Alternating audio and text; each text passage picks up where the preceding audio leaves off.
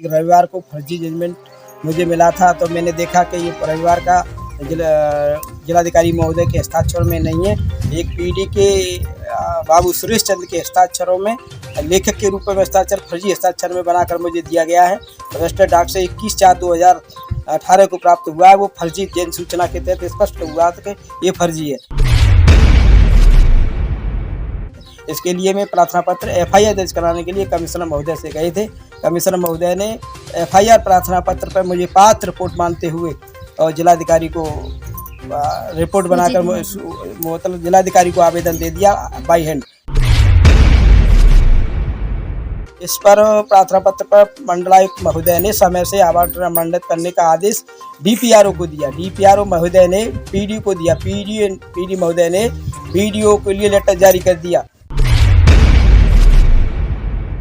एक प्रथम बाबू है चंद्रकांत जी, उन्होंने अपने हस्ताक्षरों में बाबू दूसरे आवास बाबू को लेखा बाबू को ट्रांसफर कर दिया। उन्हें नीरज गर्ग उसी समय आवास आवंटित कर सकते थे, चूँकि उन्हें कमिश्नर महोदय का आदेश को न खोलते हुए एक प्रधान के प्रार्थना पत्र को खोलते हुए आख्या पीडी कार्यालय को डीपीआरओ को दे दी गई है और मुझे गुमराह में डाल दिया गया है। नमस्कार दर्शकों, मैं हुरी और आप देख रहे हैं आज के सच हर खबर सच के साथ। और इस वक्त मौजूद है हाथरस के एक छोटे से गांव खुशहालपुर में, जहां आप मेरे पीछे ये जो देख रहे हैं ये आवास है एक गरीब इंसान का।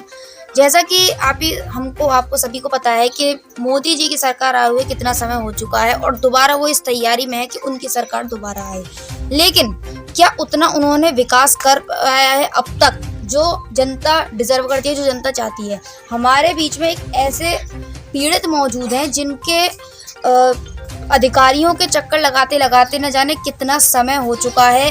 अपने घर को पाने के लिए सब काम हो जाते हैं, सब कुछ अलॉटमेंट हो जाता है।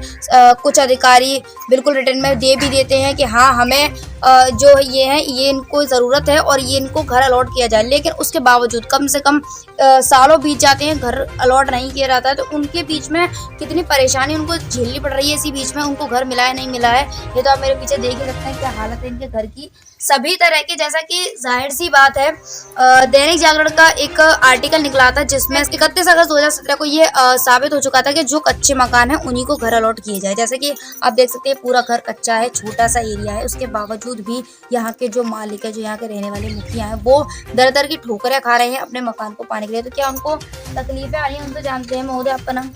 लायक सिंह। अच्छा, तो आपको कितना समय हो गया घर अलॉट हुए? अभी परमिशन हो चुकी है? हाँ, अभी पहले ही परमिशन हो चुकी है, ये पिछले 21 में हो गई है। 2021 में? हाँ। अभी 2023 चल रहा है। घर का क्या हालत? तो मिला तो है नहीं ना? बना नहीं मिला है, लेकिन भरोसा दे रहे हैं और सूची खत्म हो रही है। 2011 के सर्वे के आधार पर आवास आवंटित होते हैं। मेरा सर्वे सूची में नाम है, ये स्पष्ट हो चुका है और पास।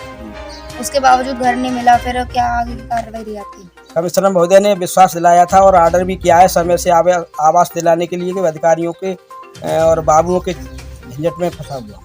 तो क्या अब तक के कितने चक्कर वक्कर लग गए आपके अधिकारियों? अरे बहुत चक्कर लग रहे हैं, लगातार इधर उधर चक्कर काटते हैं, कभी इधर जाते हैं कभी इधर जाते हैं। कोई क्या कहना है अधिकारियों का? अभी तो ये कहने लगे हैं कि सर्वे में तुम्हारा पात्र हो गए हो, लेकिन अब इस वर्ष 8 आवास आए, इसमें सम्मिलित नहीं करेंगे। 2 आवास कैंसिल हो गए और अगली वाली सर्वे में करेंगे। उनको अपने बचाव में सर्वे 2011 के तहत हाईकोर्ट ने भी सबमिट करने के लिए आर्डर किया था। उसकी पत्रावली को जिलाधिकारी कमिश्नर महोदय ने निस्तारित करते हुए क्या है कि उस सूची में नाम है और इनका आवास समय से दिया जाए। सूत्रों के अनुसार पता चला था आपने धरना भी दिया था। हाँ, अपने घर को पाने के लिए। हाँ, दिया था। तो कब की बात है ये? वो शायद 19 की है, पता नहीं, उसको अखबार से देखना पड़ेगा। अच्छा, कितने दिन आप धरने पर बैठे? 3 दिन। 3 दिन। किस अधिकारी के? जिलाधिकारी के। जिलाधिकारी के। क्या रहा फिर? कोई कार्रवाई की अधिकारी ने? कोई नहीं सुना, उन्होंने कह दिया कि सुनने का कोई तैयार नहीं था और अखबार वाले छापते रहे कि धरने पर बैठे हैं आवास पाने। हम तो कोई वो नहीं। तो आप हमारे सूत्रों अनुसार ये भी पता चला था कि आपने एफआईआर करने की भी सोची थी किसी अधिकारी? हाँ, सोची थी उन्होंने। मैंने हाईकोर्ट ऑर्डर दाखिल के तहत आवेदन किया था, तो एक रविवार को फर्जी जजमेंट मुझे मिला था, तो मैंने देखा कि ये रविवार का जिलाधिकारी महोदय के हस्ताक्षर में नहीं है, एक पीडी के बाबू सुरेश चंद्र के हस्ताक्षरों में लेखक के रूप में हस्ताक्षर फर्जी हस्ताक्षर में बनाकर मुझे दिया गया है। रजिस्टर्ड डाक से 21/4/2018 18 को प्राप्त हुआ है वो फर्जी जन सूचना के तहत स्पष्ट हुआ था कि ये फर्जी है। इसके लिए मैं प्रार्थना पत्र FIR दर्ज कराने के लिए कमिश्नर महोदय से गए थे। कमिश्नर महोदय ने FIR प्रार्थना पत्र पर मुझे पात्र रिपोर्ट मानते हुए और जिलाधिकारी को रिपोर्ट बनाकर मतलब जिलाधिकारी को आवेदन दे दिया बाई हैंड। मैंने जिलाधिकारी को 18/3/2021 को दिया। वहाँ से विकास खंड में आया, विकास खंड ने नीरज गरन ने उसके सत्यापन में मुझे पात्र मान लिया और पात्र रिपोर्ट PD कार्यालय को भेज दी गई। वहाँ से कोई जवाब नहीं मिल रहा तो प्रधान जी ने अपने लेटर पर एक लिखा था कि प्रार्थी पात्र है और सैफ सूची में नाम भी है। नीरज गर्ग महोदय ने भी पात्र कहा है, तो इनको आवास नहीं मिल पा रहा है, 60 बंद है। इस पर प्रार्थना पत्र पर मंडलायुक्त महोदय ने समय से आवास मंडित करने का आदेश DPRO को दिया। DPRO महोदय ने PD को दिया। PD महोदय ने BDO के लिए लेटर जारी कर दिया। तो BDO के लेटर जारी होने पर बाबू, एक प्रथम बाबू है चंद्रकांत जी, उन्होंने अपने हस्ताक्षर में बाबू दूसरे आवास बाबू को लेखा बाबू को ट्रांसफर कर दिया और नीरज गर्ग उसी समय आवास आवंटित कर सकते थे। चूँकि उन्हें कमिश्नर महोदय का आदेश को न खोलते हुए एक प्रधान के प्रार्थना पत्र को खोलते हुए आख्या PD कार्यालय को DPRO को दे दी गई है और मुझे गुमराह में डाल दिया गया है। इस तरह की आप जो ये घटना देख रहे हैं, ये पिछले 2 साल से अधिकारियों को चक्कर लगा रहे हैं। आपने जैसा कि देखा, खुद इनकी जुबानी सुना कि पिछले 2 साल से कभी इस अधिकारी से उस अधिकारी, इस ऑफिस से उस ऑफिस, यानी कि पूर्ण रूप से जो एक आम आदमी, गरीब इंसान, गरीब किसान कोशिश कर सकता है वो इन्होंने की, लेकिन उसके बावजूद भी सिवाय निराशा के कुछ नहीं मिला। ये हमारे देश का हाल है मोदी राज में। आप देख सकते हैं 2 साल से ये कितने चक्कर काट रहे हैं। आप यहाँ देखिए कितने सारे ये जो हैं इनके कागजात हैं, कितनी FIR हैं, कितनी कंप्लेंट है, कितने ही ऑफिस के आप देख सकते हैं यहाँ पे ये इतने सारे कागज रखे हुए हैं।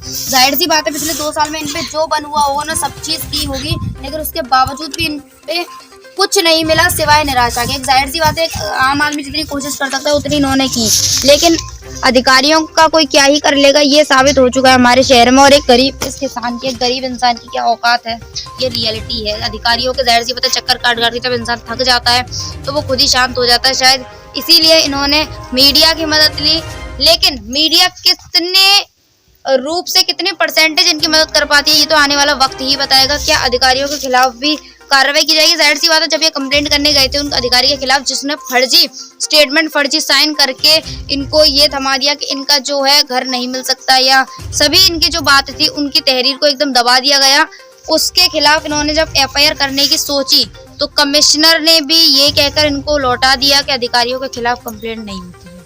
इस तरह का माहौल आप देख रहे हैं।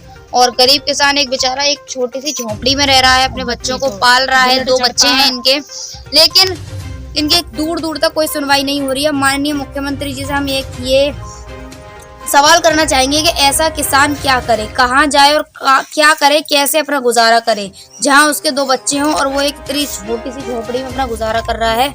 क्या आपके देश में ऐसे ही चलता रहेगा? और चलता रहेगा तो कब तक है?